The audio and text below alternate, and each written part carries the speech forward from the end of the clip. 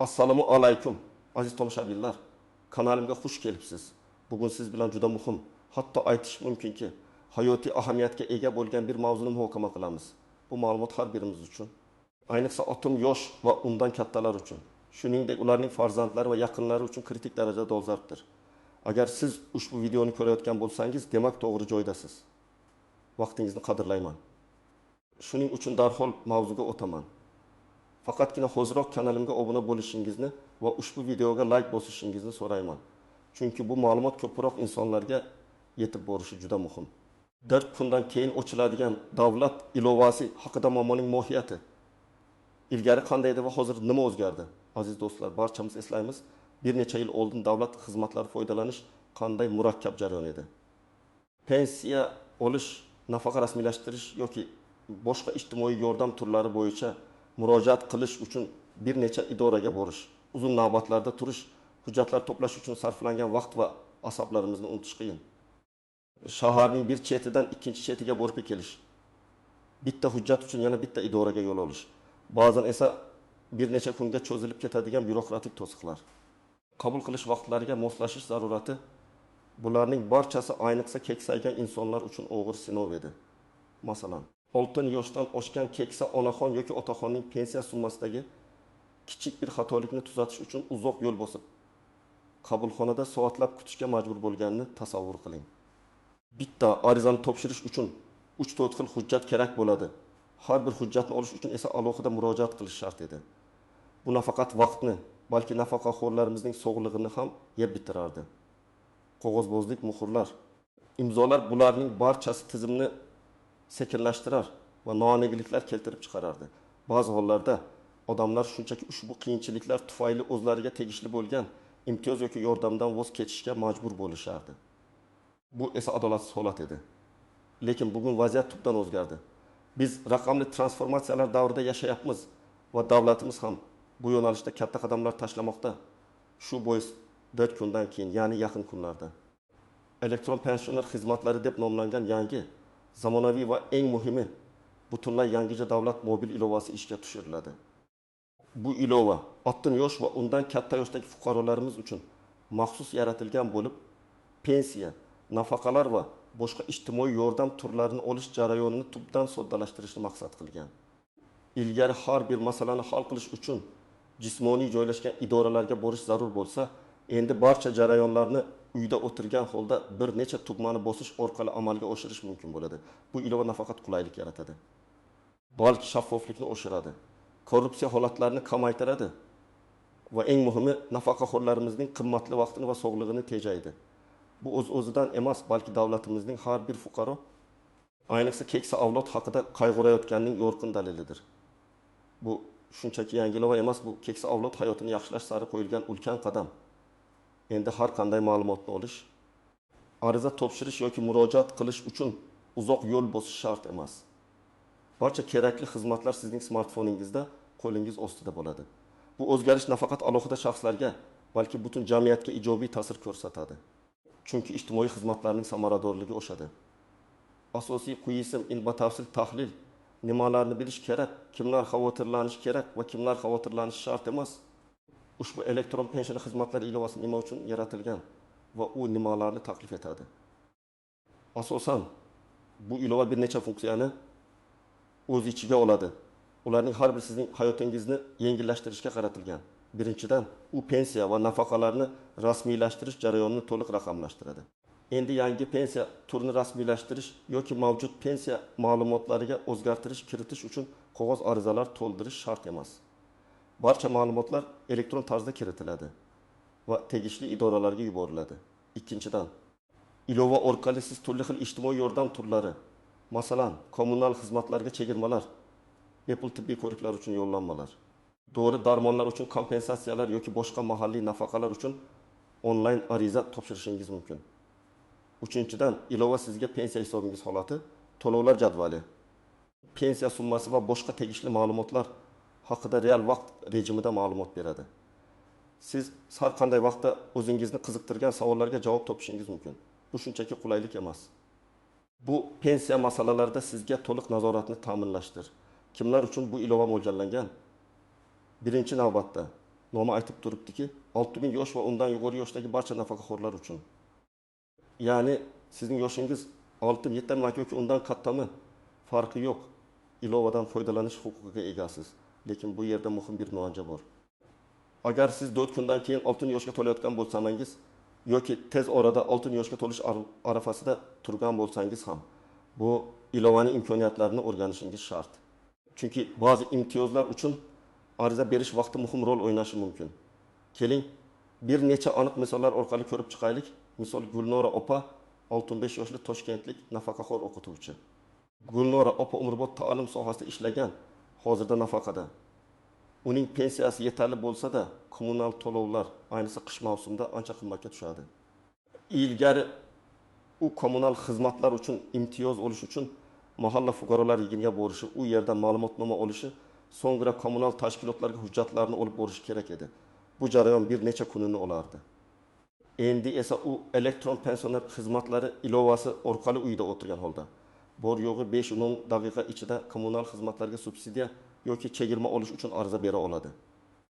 Tasavvur qiling, har oyda elektr energiyasi va gaz uchun 3 million so'm, suv uchun 10 million so'm, chiqindi uchun 5 million so'm imtiyoz oladi. Bu degani yiliga 5 million so'm iqtisod qiladi. Bu summa uning uchun dori-darmon yoki nevaralariga sovg'a sotib olishga yetadi. Ilova esa unga bu jarayonni osonlashtirib beradi. Gulnora opa ilova orqali kommunal to'lovlar uchun subsidiya bo'limiga kirib, kerakli maydonlarni to'ldiradi, pasport ma'lumotlarini kiritadi va yuboradi. Bir necha kundan so'ng uning arizasi tasdiqlanib, imtiyozlar avtomatik tarzda hisoblanadi. Bu unga nafaqat pulni, balki asablarni ham tejaydi. Misol 2. Akmal aka 62 yoshli qishloq xo'jaligi mutaxassisi, Farg'ona viloyatidan. Akmal aka qishloq joyda yashaydi. Tuman markazigacha borish uchun bir necha kilometr yo'l bosishga to'g'ri keladi. Uning yoshi o'tgani sayin doimiy tibbiy ko'rikdan o'tib turish muhim. Ammo har safar shifoxonaga borish uchun yo'l kira, vaqt sarflanadi. Endi esa Akmal aka elektron pensioner xizmatlari ilovasi orqali bepul tibbiy ko'rik uchun yo'llanma olishi mumkin. Ilova unga eng yaqin tibbiyot muassasalarini ko'rsatadi. U o'ziga qulay vaqtni tanlab, onlayn tarzda navbatga yozila oladi. Bu uning uchun nafaqat yo'l xarajatlarini, masalan, har safar 20 ming so'm yo'l kira. Yiliga 4 marta ko'rikka borsa taxminan 1000 so'm tejaydi. Balki eng muhimi uydan chiqmasdan turib, o'z salomatligi haqida qayg'urish imkonini beradi. Ilova uning oilaviy shifokori bilan bog'lanish, tibbiy yozuvlarni ko'rish va hatto dori-darmonlar bo'yicha ma'lumot olish imkoniyatini ham berishi mumkin. Oldinlar bu jarayon juda murakkab bo'lgan. Ayniqsa qishloq joylarda internet va raqamli savodxonlik darajasi past bo'lganligi sababli Akmal aka kabi insonlar ko'pincha bu imkoniyatlardan foydalana olmas edi. Hozir esa ilovaning qulay interfeysi va oson foydalanish imkoniyatlari tufayli bu to'siqlar bartaraf etilgan. Misol uchun Rahmatulloh ota va Saodat aya 7 yoshli oila Buxoro shahridan. Bu keksalar birgalikda yashaydilar va ularga oilaviy yordam turlari ko'pincha kerak bo'ladi. Masalan, ba'zi hududlarda keksalar uchun maxsus dam olish maskanlariga yo'llanmalar beriladi. Ilgari bu yo'llanmani olish uchun bir qancha hujjatlar, jumladan nikoh guvohnomasi, tibbiy ma'lumotnomalar va hokazolar talab qilinardi. Endi ular ikkalasi uchun ham ilova orqali bir vaqtning o'zida ariza topshirishlari mumkin. Ular ilova orqali tegishli bo'limni tanlab, o'z ma'lumotlarini kiritadilar, qisqa anketa to'ldiradilar va barchasini elektron tarzda yuboradilar. Bir necha kundan so'ng ular dam olish maskaniga yo'llanmani elektron shaklda yoki pochta orqali olishlari mumkin. Bu ularga birgalikda dam olish imkoniyatini beradi va hujjatbozlikdan xalos etadi. Bunday xizmatlar nafaqat moddiy, balki ma'naviy jihatdan ham keksalarni qo'llab-quvvatlaydi. Ularning hayot sifatini oshiradi. Kimlar xavotirlanishi kerak? Birinchidan, texnologiya bilan uncha do'st bo'lmagan. Smartfon yoki kompyuterdan foydalanishga qiynaladigan 6 yoshdan oshgan insonlar. Ularga farzandlari, nabiralari yoki boshqa yoshroq yaqinlari yordam berishlari zarur bo'ladi. Agar bunday yordamchi bo'lmasa, ularga alohida yordam markazlariga murojaat qilish tavsiya etiladi. Ikkinchidan, hujjatlar to'liq bo'lmagan yoki eskirgan, masalan, pasport muddati o'tgan insonlar. Ular hoziroq hujjatlarni tartibga solishlari shart. Uchinchidan, internetga ulanish imkoniyati cheklangan hududlarda yashovchilar. Ular ilovadan foydalanish uchun qandaydir muqobil variantlarni, masalan, qo'shnilar yordami, pochta bo'limlari maxsus markazlar izlashlari kerak. Kimlar xavotirlanishi shart emas. Asosan bu ilova keksalarga yanada qulaylik yaratish uchun mo'ljallangan. Agar sizda smartfon mavjud bo'lsa, internetga ulanish imkoniyatiga ega bo'lsangiz va asosiy elektron xizmatlardan foydalanish tajribangiz bo'lsa, siz uchun bu jarayon hech qanday qiyinchilik tug'dirmaydi. Shuningdek, oila a'zolari yonida bo'lgan va ular tomonidan texnik yordam olish imkoniyatiga ega bo'lgan nafaqaxo'rlar ham xavotirlanmasliklari kerak. Chunki bu ilova orqali hujjatlarni rasmiylashtirish jarayoni oldinga nisbatan ancha oson va tezkor bo'ladi. Sizga faqatgina to'g'ri ma'lumotlarni kiritish va o'z vaqtida ariza topshirish kerak bo'ladi. Shunday ekan, barchaning maqsadi ilovadan samarali foydalanib, mavjud imkoniyatlarni maksimal darajada ishga solish bo'lishi kerak. Asosiy qisim qoidalardan istisnolar.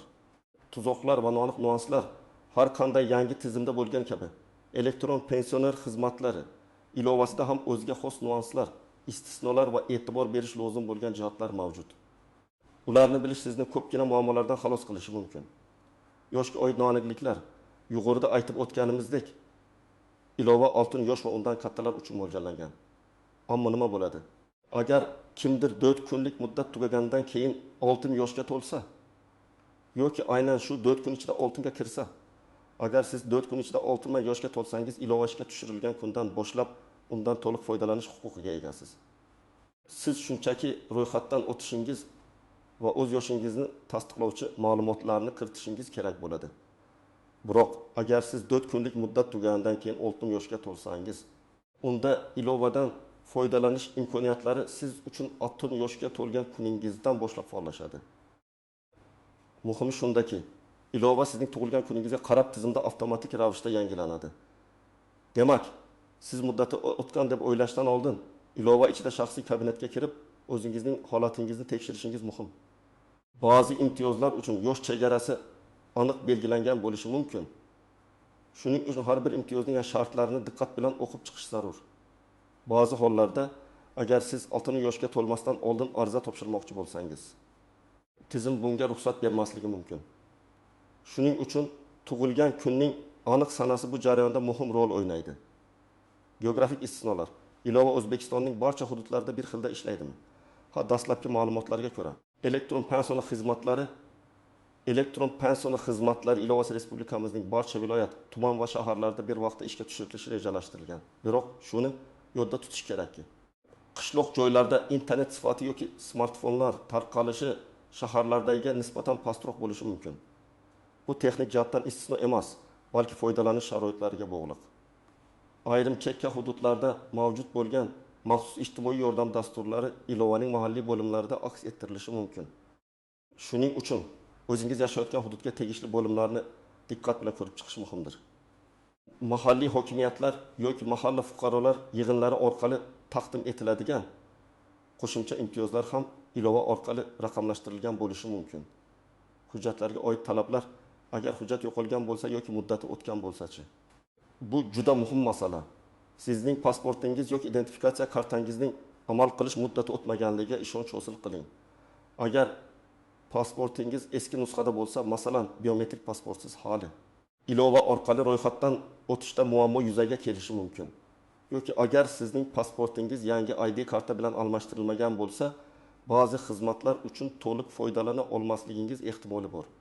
Pensiya guvohnomangiz, nikoh guvohnomasi, agar oilaviy yordam so'ragangiz, oila a'zolari haqidagi ma'lumotlar, agar ular ham pensiyaga bog'liq bo'lsa, yashash joyi bo'yicha ma'lumotnoma, propiska, bank hisob raqamingiz.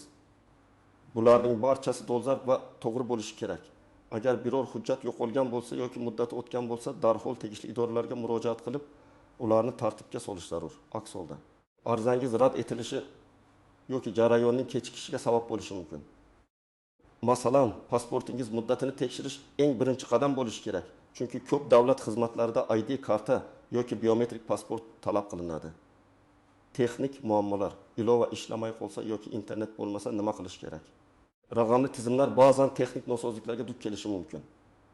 Agar ilova kutilmaganda ishlamay qolsa, avvalo qurilmangizni qayta yuklab ko'ring. Internet aloqasini tekshiring. Agar muammo hal bo'lmasa, ilovaning rasmiy qo'llab-quvvatlash xizmatiga murojaat qiling. Ularning telefon raqamlari yoki elektron pochta manzili ilovaning o'zida yoki rasmiy veb saytida ko'rsatilgan bo'lishi kerak. Internet aloqasi bo'lmagan hollarda. Sizga eng yaqin pochta bo'limi, mahalliy davlat xizmatlari markazi, DXM yoki mahalliy hokimlikning ijtimoiy himoya bo'limlariga murojaat qilish mumkin. U yerda sizga ilovadan foydalanishda amaliy yordam ko'rsatiladi. Ehtiyot chorasi sifatida ilovadan foydalanishdan oldin zarur ma'lumotlarning zaxira nusxalarini saqlab qo'yishni maslahat beraman. Firibgarlikdan saqlanish. Qalbaki ilovalar yoki yolg'on qo'ng'iroqlardan qanday himoyalanish kerak? Bu eng jiddiy xavotirlardan biri.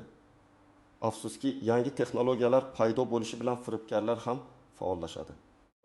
Hech qachon shubhali havolalarga kirmang. Noma'lum manbalardan ilovalarni yuklab olmang. Elektron pensiya xizmatlari ilovasini faqatgina rasmiy manbalardan Google Play Store Android uchun yoki Apple App Store iOS uchun orqali yuklab oling. Har doim ilova ishlab chiqaruvchisi nomi Davlat xizmatlari agentligi yoki pensiya jamg'armasi kabi rasmiy davlat tashkiloti deb ko'rsatilganligiga ishonch hosil qiling.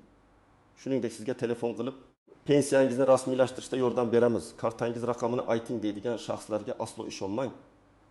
Davlat tashkilotlari hech qachon sizdan bank kartangizning to'liq raqami, PIN kodi yoki 3 xonali CVV kodini so'ramaydi. Shubhali qo'ng'iroqlar yoki xabarlar bo'lsa, ularga javob bermang va darhol huquqni muhofaza qilish organlariga xabar bering. O'zingizni va yaqinlaringizni himoya qiling. Yordam. Ilovadan mustaqil foydalana olmaydiganlarga kim yordam bera oladi? Agar siz ilovadan mustaqil ravishda foydalanishda qiynalsangiz, birinchi navbatda farzandlaringiz, nabiralaringiz, jiyanlaringiz yoki boshqa yoshroq oila a'zolaringizdan yordam so'rang. Ular texnik jihatdan sizdan ko'ra bilimliroq bo'lishadi. Agar oila a'zolaringiz yordam bera olmasa, quyidagi manzilga murojaat qilish mumkin. Biri mahalla fuqarolar yig'inlari. Ko'pgina mahallalarda keksa va nogironligi bo'lgan shaxslarga ijtimoiy yordam ko'rsatadigan mas'ul xodimlar mavjud. Ular ilovadan foydalanishda amaliy yordam bera oladilar. 2. Davlat xizmatlari markazlari DXM har bir tumanda mavjud bo'lgan DXM filiallarida sizga ushbu ilovadan foydalanish, ariza topshirish va boshqa masalalarda to'liq konsultatsiya va amaliy yordam beriladi. O't pochta bo'limlari. Ayrim pochta bo'limlarida ham internetga kirish va davlat xizmatlaridan foydalanish uchun maxsus punktlar tashkil etilgan bo'lishi mumkin. 4. Jamoat markazlari va ko'ngillilar. Ba'zi shaharlarda keksa yoshdagilarga raqamli savodxonlikni oshirish va onlayn xizmatlardan foydalanishda yordam berish uchun ko'ngillilar tomonidan tashkil etilgan markazlar mavjud bo'lishi mumkin. Ular haqida ma'lumotni mahalliy hokimliklardan olish mumkin. Noaniq nuanslar, ming daromadga bog'liq imtiyozlar, ba'zi ijtimoiy nafaqalar yoki yordam turlari sizning umumiy daromadingizga bog'liq bo'lishi mumkin. Ilova orqali ariza topshirishda tizim avtomatik ravishda sizning daromadingiz haqidagi ma'lumotlarni tekshirishi mumkin. Shuning uchun ariza berishdan oldin sizning oilaviy daromadingiz belgilangan me'yorlardan oshib ketmayotganiga ishonch hosil qiling. Bu ma'lumotlarni ko'pincha mahalla raisi yoki ijtimoiy himoya bo'limidan aniqlashtirish mumkin. 2. Tibbiy holatga bog'liq imtiyozlar. Nogironligi bo'lgan shaxslar yoki doimiy parvarishga muhtoj bo'lganlar uchun maxsus imtiyozlar mavjud bo'lishi mumkin. Bunday hollarda tibbiy xulosalar yoki nogironlikni tasdiqlovchi hujjatlar talab qilinishi mumkin. Ilovada bu hujjatlarni elektron shaklda biriktirish imkoniyati bo'ladi. 3. Erta ariza berishning afzalliklari ba'zi hollarda. Yangi joriy etilayotgan imtiyozlar uchun dastlabki bosqichda ariza topshirish, ularni tezroq olish imkoniyatini berishi mumkin. Bu ayniqsa byudjet cheklovlari bo'lgan yoki ma'lum bir sonli shaxslar uchun mo'ljallangan dasturlarda muhim. Shuning uchun ilova ochilishi bilan imkon qadar tezroq murojaat qilishni tavsiya qilaman. 4. Ma'lumotlarning yangilanishi. Ilova orqali siz o'z shaxsiy ma'lumotlaringizni, masalan, telefon raqami, yashash manzili yangilashingiz mumkin. Bu pensiya to'lovlari yoki boshqa xabardor qilish jarayonlarida uzilishlar yuzaga kelmasligi uchun juda muhimdir. Agar siz manzilingizni o'zgartirsangiz, bu haqda pensiya jamg'armasini ilova orqali xabardor qilishingiz shart. Amaliy maslahatlar tomoshabin nima qilishi kerak? Aniqlik kiritilgan ko'rsatmalar, aziz do'stlar, endi eng muhim qismga keldik. Nima qilish kerakligi haqida aniq ko'rsatmalar. Bu bosqichlarni diqqat bilan tinglang va ularga amal qiling. 1. Hujjatlaringizni tayyorlang. Pasport yoki ID karta muddati o'tmaganligiga ishonch hosil qiling. Agar eski nusxada bo'lsa, iloji bo'lsa, yangi biometrik pasport yoki ID karta olishni o'ylab ko'ring. Pensiya guvohnomasi. Pensiya guvohnomangizning raqami va berilgan sanasi kerak bo'lishi mumkin. Bank kartangiz ma'lumotlari. Agar pensiya yoki nafaqani bank kartangizga o'tkazishni istasangiz, kartangizning raqami va amal qilish muddati kerak bo'ladi. Oila tarkibi haqida ma'lumot. Agar siz oilaviy yordam turiga murojaat qilmoqchi bo'lsangiz, oila a'zolaringiz haqida ma'lumotlar, ism sharif, tug'ilgan sana, pasport ma'lumotlari talab qilinishi mumkin. Kommunal to'lovlar uchun ma'lumotlar. Agar kommunal xizmatlar uchun subsidiya so'rasangiz, kommunal to'lovlar uchun shaxsiy hisob raqamingiz, litsevoy счет kerak bo'ladi. Tibbiy ma'lumotnomalar. Agar tibbiy imtiyozlar yoki nogironlikka oid nafaqalar uchun murojaat qilsangiz, tegishli tibbiy xulosalar yoki nogironlikni tasdiqlovchi hujjatlar skaner qilingan yoki fotosurat shaklida tayyor turing. Hujjatlarning fotosurat nusxalari. Barcha kerakli hujjatlarning sifatli fotosuratlarini yoki skaner qilingan nusxalarini smartfoningizda yoki kompyuteringizda saqlab qo'ying. Ilovaga ularni yuklash talab qilinishi mumkin. 2. Internetga ulanish va qurilma. Smartfon yoki kompyuter elektron pensiya xizmatlari ilovasidan foydalanish uchun sizda internetga ulangan smartfon Android yoki iOS operatsion tizimida ishlaydigan yoki kompyuter planshet bo'lishi shart. Internet aloqasi. Ilovadan muammosiz foydalanish uchun barqaror va tezkor internet aloqasiga ega bo'lishingiz muhim. Agar uyda internet bo'lmasa, qo'shnilaringizdan, farzandlaringizdan yordam so'rang yoki DXMga boring. Rasmiy ilovani yuklab oling. 4 kun ichida ilova rasmiy ravishda ishga tushirilganda, uni faqatgina rasmiy manbalardan yuklab oling. Android foydalanuvchilar uchun Google Play Store'dan elektron pensioner xizmatlari yoki shunga o'xshash nom bilan deb qidirib toping. Ilova nomining to'g'ri yozilganligi va ishlab chiqaruvchisi Davlat xizmatlari agentligi yoki O'zbekiston Respublikasi Pensiya jamg'armasi kabi rasmiy tashkilot ekanligiga e'tibor bering. iOS iPhone foydalanuvchilari uchun Apple App Store'dan xuddi shu nom bilan qidirib toping va ishlab chiqaruvchi nomini tekshiring. Rasmiy veb-sayt, ehtimol ilovaning rasmiy veb-sayti ham bo'ladi. Unda ilovaga to'g'ridan to'g'ri havolalar berilishi mumkin. Hech qanday shubhali havolalarga kirmang. Ro'yxatdan o'tish jarayoni. Ilovani oching va ro'yxatdan o'tish yoki kirish tugmasini bosing. Birinchi marta foydalanuvchilar ro'yxatdan o'tishni tanlashlari kerak. O'z shaxsiy ma'lumotlaringizni, pasport seriyasi va raqami, shaxsiy identifikatsiya raqami, Cheshire telefon raqami kiritish talab qilinadi. Telefon raqamingizga yuborilgan SMS kodni kiritib, ro'yxatdan o'tishni tasdiqlang. Parol yarating va uni eslab qoling yoki xavfsiz joyga yozib qo'ying. Parolni hech kimga aytmang. 5. Arizani to'ldirish. Shaxsiy kabinetingizga kirganingizdan so'ng sizga turli xizmatlar ro'yxat taqdim etiladi. Sizga kerakli xizmatni tanlang. Masalan, kommunal to'lovlar uchun subsidiya yoki tibbiy ko'rikka yozilish. Tizim sizdan avtomatik ravishda mavjud bo'lgan ma'lumotlarni tortib oladi. Lekin ba'zi qo'shimcha ma'lumotlarni kiritishingiz so'ralishi mumkin. Maydonlarni diqqat bilan va to'g'ri to'ldiring. Agar hujjatlarni yuklash talab etilsa, ularning fotosuratlarini yoki skaner qilingan nusxalarini yuklang, yuklashdan oldin. Rasmlarning aniq va o'qishli ekanligiga ishonch hosil qiling. Barcha ma'lumotlarni 2 marta tekshiring. Xatolar arizangiz rad etilishiga sabab bo'lishi mumkin. Holda arizani yuborish va kuzatish. Arizani to'ldirgandan so'ng yuborish tugmasini bosing. Sizga arizangizning ro'yxatga olish raqami beriladi. Bu raqamni saqlab qo'ying. Ilovaning mening arizalarim bo'limida arizangizning holatini ko'rib chiqilmoqda, tasdiqlandi, rad etildi. Kuzatib borishingiz mumkin. Agar arizangiz rad etilsa, sababini bilib oling va kerakli tuzatishlarni kiritib qayta murojaat qiling. Yetti muammo yuzaga kelsa, nima qilish kerak? Qo'llab-quvvatlash xizmati. Ilovada ko'rsatilgan ishonch telefoni raqamlariga murojaat qiling. U yerda mutaxassislar sizga yordam berishadi. Davlat xizmatlari markazlari yuqorida aytilgandek sizga eng yaqin DXMga borib, mutaxassislardan yordam so'rashingiz mumkin. Ular har doim yordam berishga tayyor. Mahalla fuqarolar yig'inlari. Mahalliy mas'ullar ham sizga dastlabki ma'lumotlar bilan yordam berishlari mumkin. Xulosa va yakuniy chaqiruv aziz tomoshabinlar, bugungi videoda muhokama qilganimizdek 4 kundan keyin ishga tushiriladigan elektron pensioner xizmatlari ilovasi amyosh va undan katta yoshdagi fuqarolarimiz hayotini tubdan yaxshilashga qaratilgan ulkan loyihadir. Bu shunchaki yangi dastur emas. balki keksa avlodimizga qulaylik yaratish, ularning vaqtini tejash va ularni byurokratik to'siqlardan xalos etish uchun yaratilgan muhim vositadir. Raqamli texnologiyalar bizning hayotimizni har tomonlama yengillashtirmoqda va bu ilova ham istisno emas. Endi siz nafaqalar, imtiyozlar va boshqa ijtimoiy yordam turlari uchun uydan chiqmasdan, navbatlarda turmasdan, hujjatbozlik bilan ovora bo'lmasdan ariza topshirishingiz mumkin. Bu sizning pensiya masalalaringizda to'liq nazoratni ta'minlaydi va sizga tegishli bo'lgan barcha imkoniyatlardan foydalanishga yordam beradi. Shunday ekan, ushbu imkoniyatni qo'ldan boy bermang. Yuqorida sanab o'tilgan amaliy maslahatlarga amal qiling. Hujjatlaringizni tayyorlab qo'ying. Kerak bo'lsa yaqinlaringizdan yordam so'rang. Unutmang. Firibgarlardan ehtiyot bo'ling va faqatgina rasmiy manbalardan ma'lumot oling. Ushbu ma'lumot siz uchun foydali bo'ldi degan umiddaman. Bu videoni sizningcha kim ko'rish kerak? Kimlarga bu ma'lumot yordam beradi? Kommentariyalarda o'z fikrlaringizni, savollaringizni yozib qoldiring. Men ularga javob berishga harakat qilaman.